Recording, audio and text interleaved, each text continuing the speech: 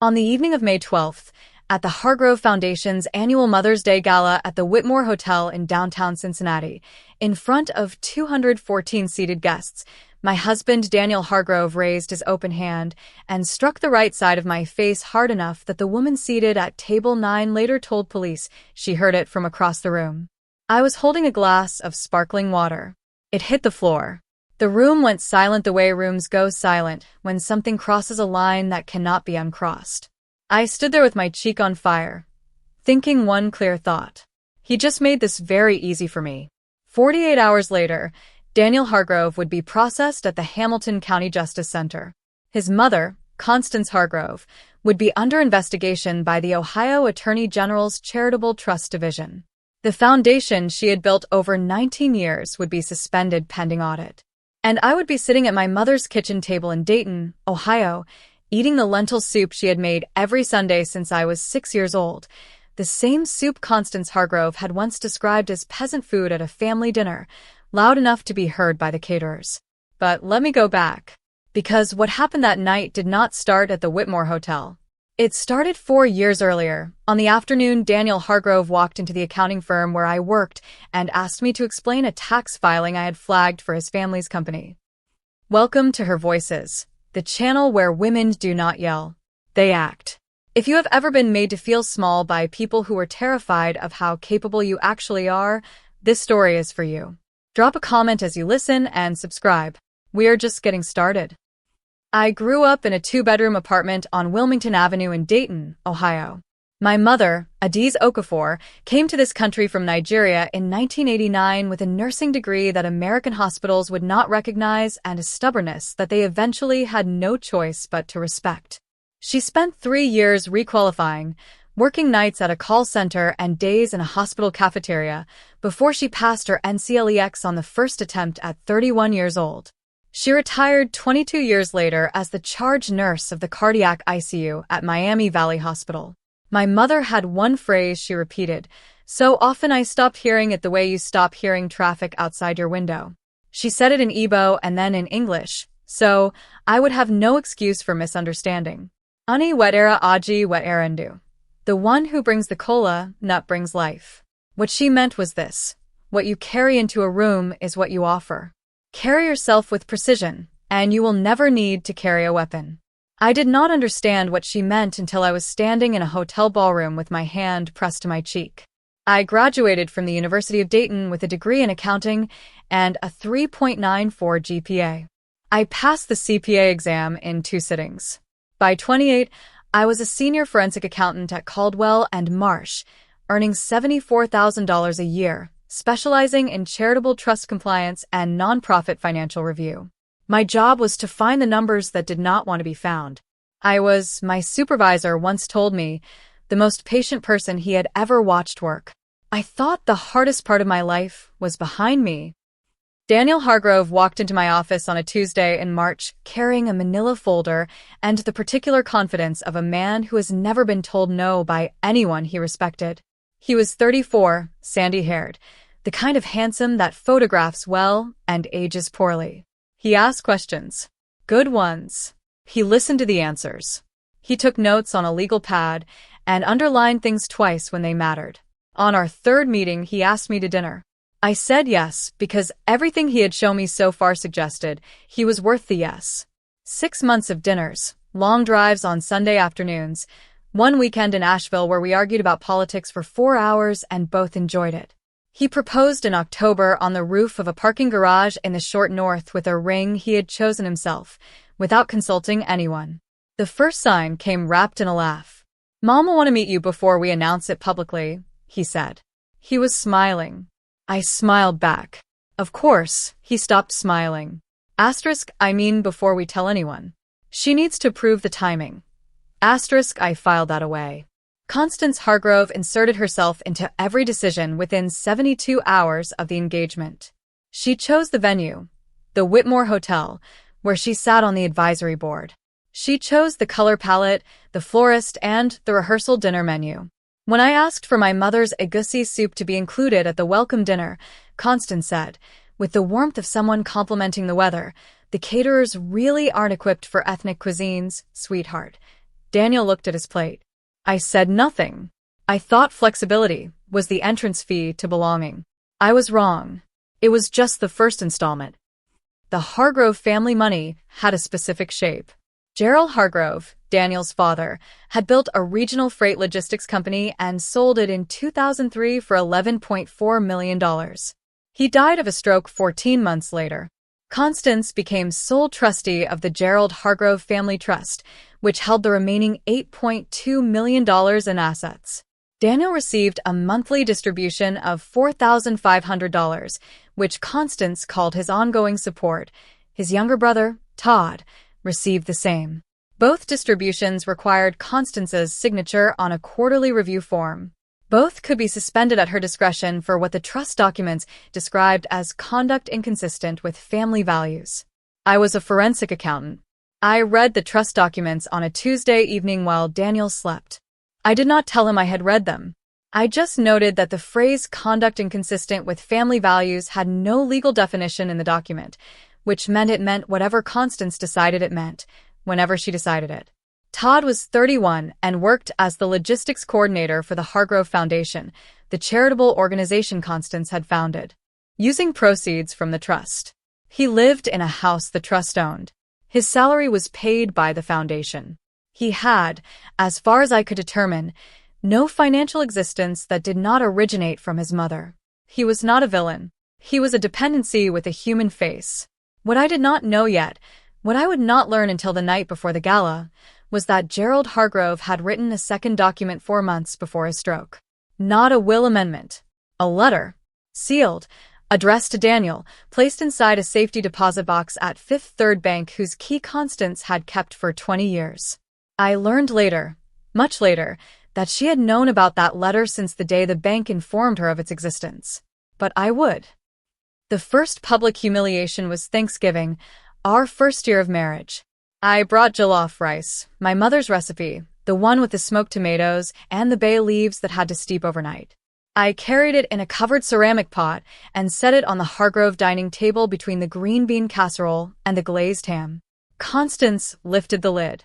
She looked at the contents the way a building inspector looks at a foundation crack. She replaced the lid. Then she turned to the table. Daniel, Todd's girlfriend Melissa, and Constance's sister Patricia, and said 4 words. That is not Thanksgiving. She said it without heat, without cruelty, the way you note that rain is coming. Patricia laughed. Todd looked at his fork. Daniel said nothing. I picked up the pot. I carried it to the kitchen. I found a shelf in the back of the pantry and left it there. I walked to the guest bathroom, locked the door, and sat on the edge of the tub for 7 minutes. I did not cry. I thought about what my mother would say. What you carry into a room is what you offer. I had carried something real into this room. It had been weighed and found inconvenient. That evening, back at our house, I opened my laptop. I created a folder. I named it Receipts. I had nothing to put in it yet. But a woman who dismisses your culture at her own dinner table will not stop at dinner. I just needed to be ready when she did not. Year 2 filled the folder methodically.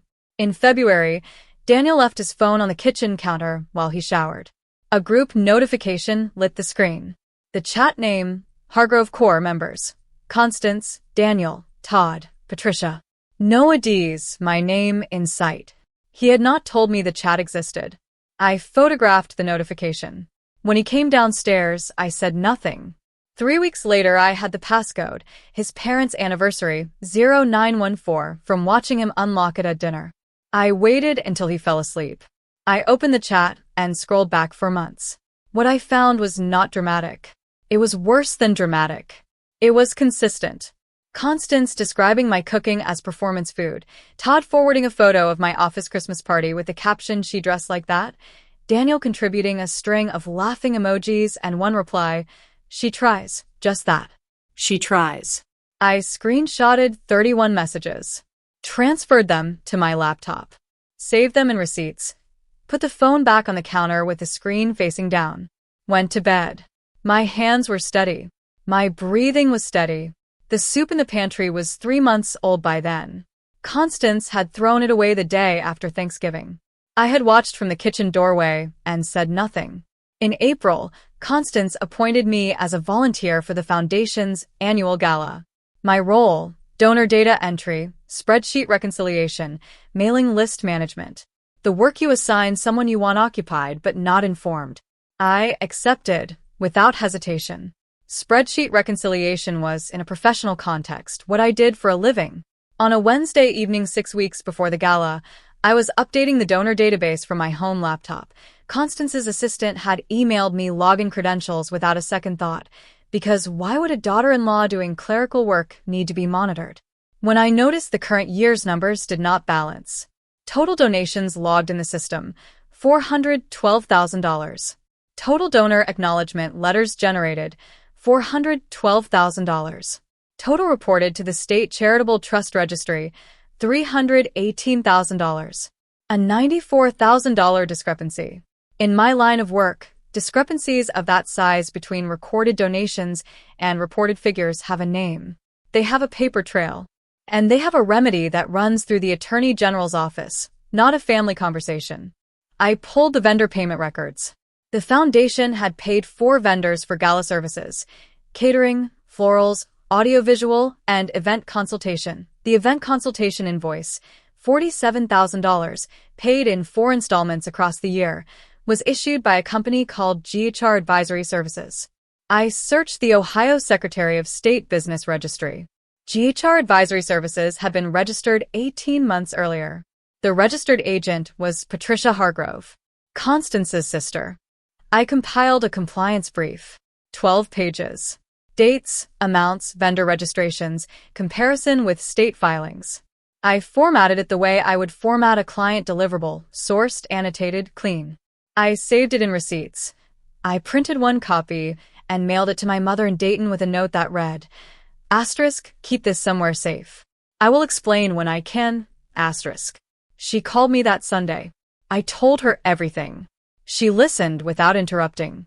When I finished, she was quiet for a moment. Then she said, "When is the gala?" 3 weeks. You need one more thing first.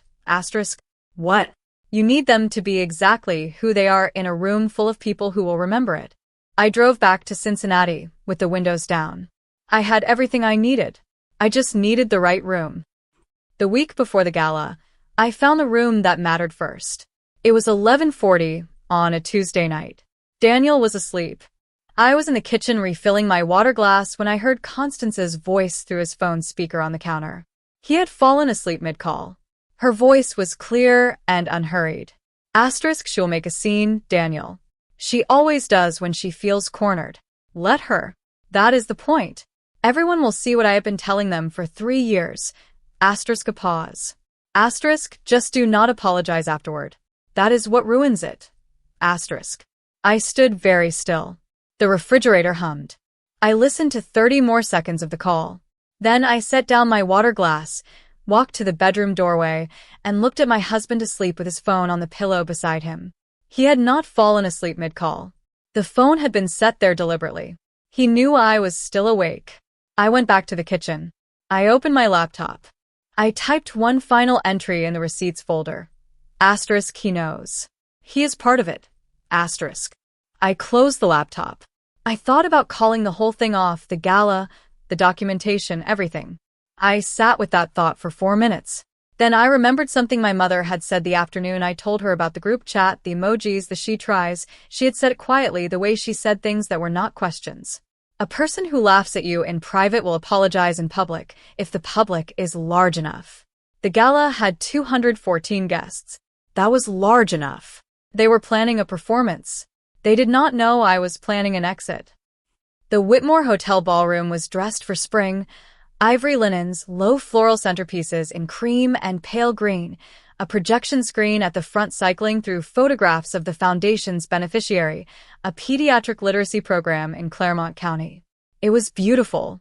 Constance had good taste. That had never been the problem. I arrived at 6 p.m. in a burgundy dress I had bought specifically for that evening. I had been assigned to the registration table at the entrance, which meant I would greet every guest who walked in. I would be the first face they associated with the event. I wore my name tag. First name only. Adiz. No Hargrove, Constance's assistant had printed it that way. I left it exactly as it was. By 7:15, the room was full. Daniel was at the head table with Constance and Todd. He had not come to the entrance to find me. He had not texted. I photographed the seating chart, me at table 11 against the back wall, and sent it to my mother with no message. Dinner was served at 7:30. I sat at table 11 with the foundation's external auditor, a retired school principal named Warren Ease who had known my mother for 15 years and whom I had called the previous Wednesday. He had driven up from Columbus specifically to attend. He did not tell me what he intended to do. He just said, "I will be there and I will be watching." At 8:20, Constance took the stage. She held the microphone the way she held every room, like it had always belonged to her. The spotlight caught the pearls at her throat. Good evening. And happy Mother's Day to every woman in this room who has given everything to protect what matters. Applause. Warm, genuine. The room was full of people who admired her. That had been real. Once. Some of us build legacies through sacrifice. Through choosing family over ambition. Through understanding that where you come from shapes everything you are capable of offering. The temperature in the room shifted. Warren Ease, beside me, set down his fork without a sound. And some people, she paused. She looked at the head table, then across the room. Her eyes found mine at table 11. Come into families they were not raised to understand. They bring their habits and their foreign customs and they call it contribution. A nervous laugh from somewhere near the bar. My son married a woman I tried to welcome. I set aside my concerns. I made room. And in return, her voice climbed 1 degree. Controlled, practiced, she has spent 4 years looking for ways to tear down what this family built. I was still. My hands were flat on the tablecloth. My breathing was steady. In my jacket pocket, pressed against my ribs, was the small wooden aji box my mother had given me at our wedding. The one carved by my grandfather in Enugu, the one that held a single dried cola nut wrapped in a piece of cloth. What you carry into a room is what you offer. I stood up. 214 faces turned toward table 11. I did not go to the microphone. I stood where I was, and I spoke at a volume that reached the front of the room without effort. Constance.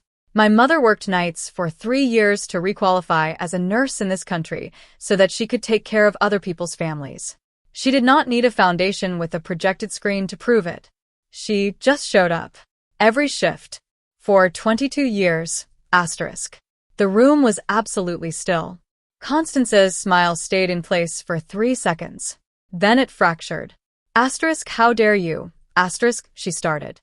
Daniel stood from the head table. His chair scraped the floor. He moved through the tables quickly, not looking at anyone, aimed at me with the specific momentum of a man who had been told what to do and had decided to do it. He stopped 2 feet from me. You embarrassed her, he said. His voice was low, but the room was silent enough. In front of everyone. Apologize, No. His right hand came across the right side of my face. Open palm. Full contact. The woman at table 9 later told investigators she heard it from across the room. I did not fall. I did not cry. I stood exactly where I was. The room did not laugh. Not one person. 14 seconds of absolute silence. Then Warren E. stood from table 11. He was 63 years old, and he moved without hurry. I need someone to call the police, he said to the room. Now. I reached into my jacket pocket. I took out the aji box. I held it in both hands. My cheek was burning. I could feel the bruise forming.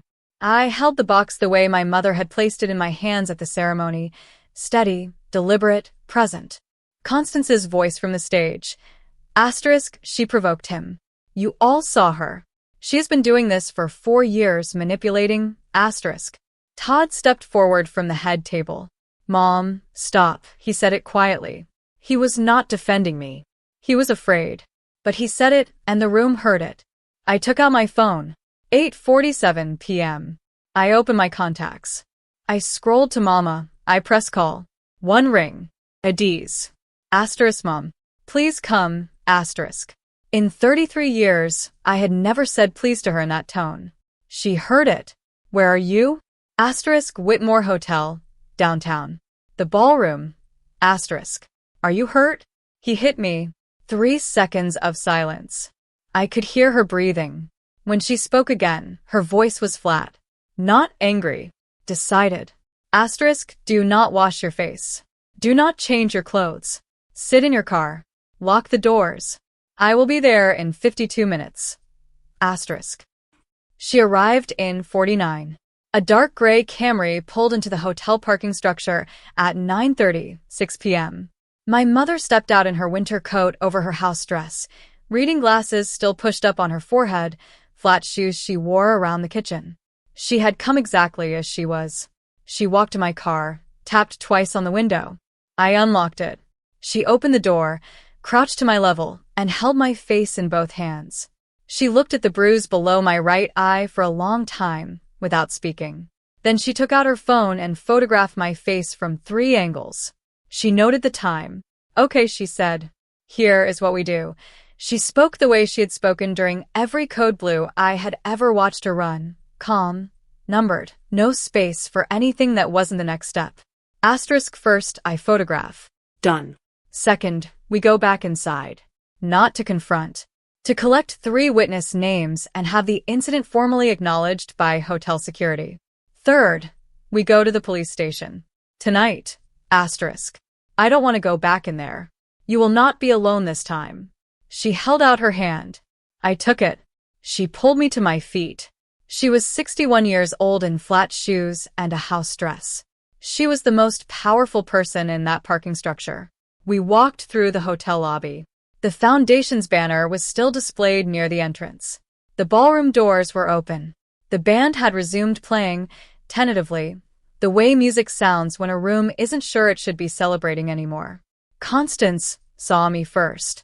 Then she saw my mother, a woman she had met twice, once at our wedding, once at Christmas dinner, both times introduced as Daniel's wife's mother. She's a nurse, standing beside me in a winter coat at 9:38 p.m. with reading glasses on her head. Constance straightened. She crossed the floor. Asterisk, this is a private event. You have no standing here. Asterisk. My mother looked at her. Not at her face. At her.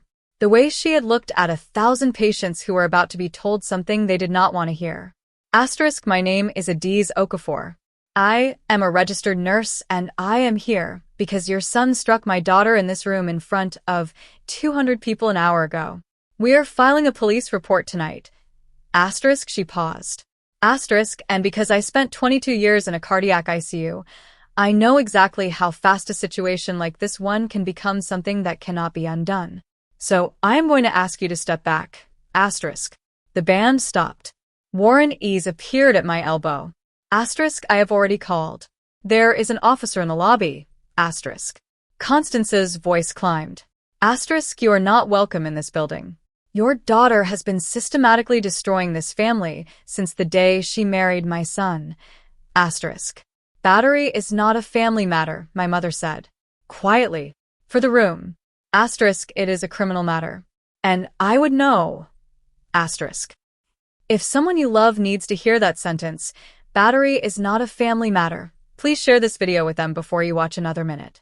This is the part that changes things. The officer's name was Martinez. He was thorough and unhurried. He photographed my injuries, took my statement, collected contact information from 6 witnesses including Warren Ease and the woman from Table 9. Daniel was located in the hotel bar where he had retreated after the incident. He confirmed to Officer Martinez that he had struck me. He said he had been provoked. Martinez noted the statement. The handcuffs were the quietest moment of the entire evening. One small mechanical click in a room that had already heard so much. Todd stood near the stage, watching his brother walk out. He had Constance's arm. She was not crying. She was watching the exit doors with the expression of a woman watching something she had spent 19 years building walk out alongside her son. I said nothing to her. There was nothing left to say. I looked at the projection screen, still cycling its photographs of the literacy program children. The Foundation's banner. The work that had been real, underneath the money that wasn't. You're right about one thing, I said quietly. Not to Constance. To myself, to the room, to the 4 years I had spent at these tables. What you carry into a room is what you offer. I held the Aji box. I offered everything I had.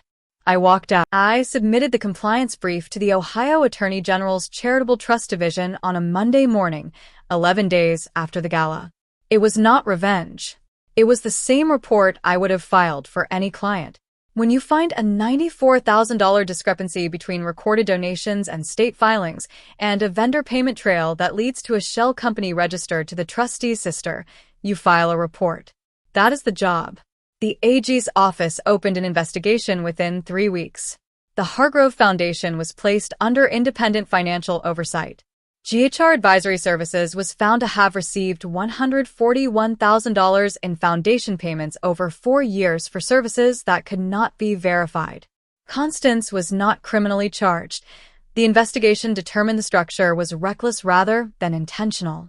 But the foundation's charitable status was suspended pending restructuring. The annual gala was canceled. Constance stepped down as executive director. Todd lost his position and moved out of the trust-owned house. He sent me a text 4 months later that said, "I should have said something sooner." I read it twice. I did not respond, but I did not delete it either. Patricia Hargrove, who had registered GHR Advisory Services, cooperated with the investigation.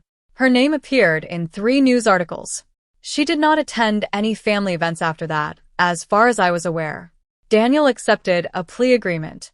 40 hours of community service, mandatory counseling, a protective order that gave me what I needed to file for divorce. Janet Pruitt, my attorney, had been waiting for my call. I had first consulted her 8 months earlier. The divorce took 4 months. I kept my name.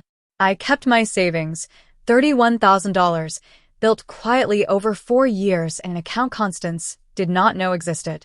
I kept my career. I kept my CPA license and my professional reputation, which Constance had spent 4 years trying to quietly undermine by telling the right people the wrong things about me. I did not ask for $1 of the Hargrove Trust. I did not want it. I wanted my life back. A card arrived in the mail 6 weeks after the gala. Plain white envelope, Dayton postmark. Warren Ease's handwriting. Asterisk your mother raised, someone worth knowing. I am glad I was in a room. Asterisk I pinned it to the refrigerator in my new apartment. It is still there. The apartment is on the 2nd floor of a building on Brown Street in Dayton. 1 bedroom, 1 bathroom, a kitchen window that faces an oak tree. It is not unlike the apartment I grew up in. On Sunday evenings, I drive to my mother's house 7 minutes away. She makes egusi soup and jollof rice, and we eat at the kitchen table with the nursing journals on the shelf and nobody deciding what belongs and what is not. Last week she told me something she had never told me before. She said, asterisk when I drove to that hotel, I was not afraid. I was ready. I had been ready since the day you called me from your first Thanksgiving and said you left your food in the pantry. Asterisk, she picked up her spoon. Asterisk, I knew then. I just needed you to know too. Asterisk. I used to think endurance was the same as strength. I thought if I absorb enough, quietly enough, for long enough, it would eventually mean something. It does not. Endurance without a plan is just waiting for someone else to stop. Dignity is different. Dignity is knowing what you carry and refusing to set it down for people who cannot see its value. My mother carried that knowledge across an ocean. She placed it in my hands in a parking lot in Cincinnati on a May evening in flat shoes and a house dress. That is the strongest thing I have ever witnessed. What you carry into a room is what you offer. I finally understand what she meant. That is my story. 4 years of documentation, 1 night in a hotel ballroom, and 1 phone call that brought the only person who mattered. If this reminded you that you deserve better, from a partner, from a family, from yourself, take that as your signal. Share this video with someone who needs to hear it. Drop a comment, hit subscribe, and I will see you in the next one.